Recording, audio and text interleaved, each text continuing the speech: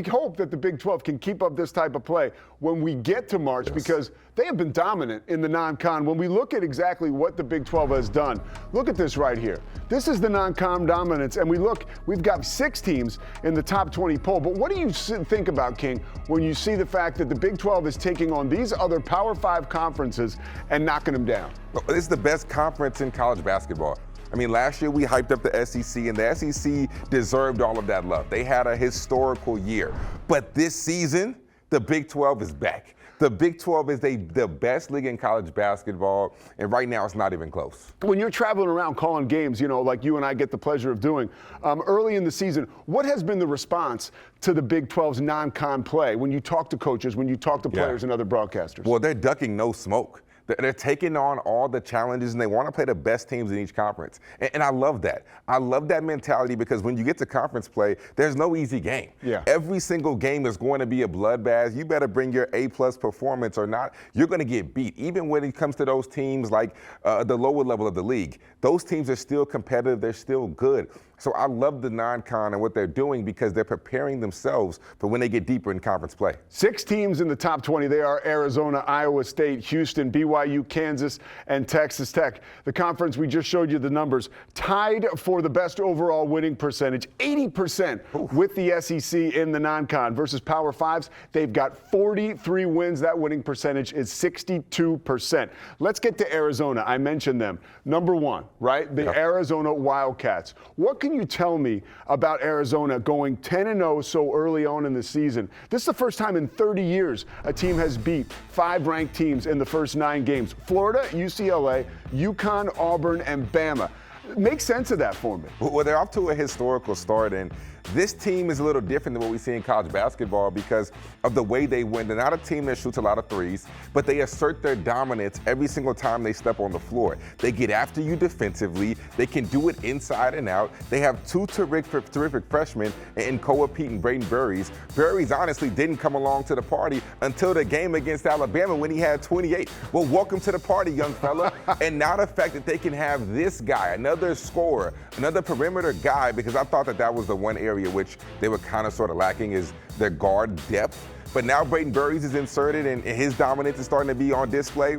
This Arizona team is that much more dangerous. Hang on, you forgot about my boy Avery Bradley. You mean Jaden Bradley? Yeah, Jaden Bradley. Yeah. Avery Bradley was a beast too.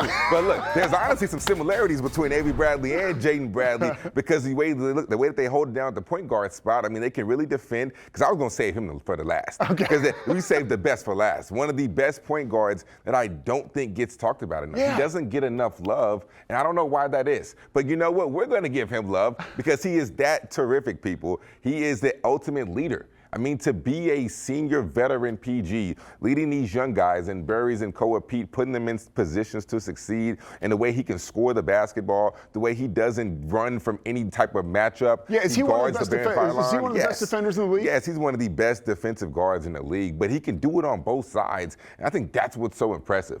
But he's more than just that. He is an ultimate leader. He is the main primary reason why Arizona is having this much success. All right. Iowa State is a problem. We have got to talk about Iowa State. Man. They are 11-0, 6-0 versus Power 5 teams. That win against Purdue, I mean, they literally beat the brakes off them. And also a win against St. John's, a win against Iowa. Give me an early look into why this team is so successful. You know, when I talk about Iowa State, I feel like the word that I want to use is culture, right? Because when you talk about culture, we always think of who in the Big 12 play? Well, we're with Houston.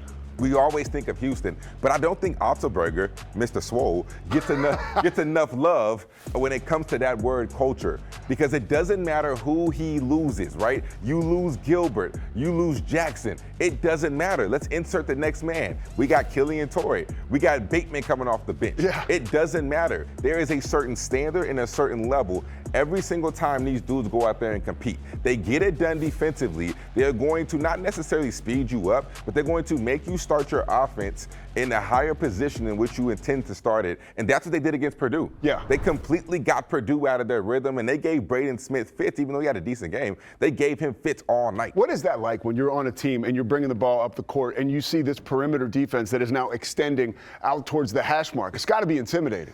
Well, you know, I played against Press Virginia with Javon Carter and Daxter Miles, and you talking about not just extending in the half court, but extending that full court for a whole 40 minutes.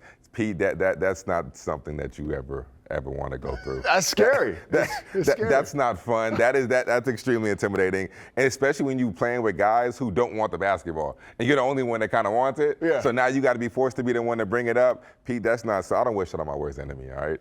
I don't know how you would do in that scenario. I wouldn't do well at all. I'd pass the ball to you. Panic. I would panic. I get it to you.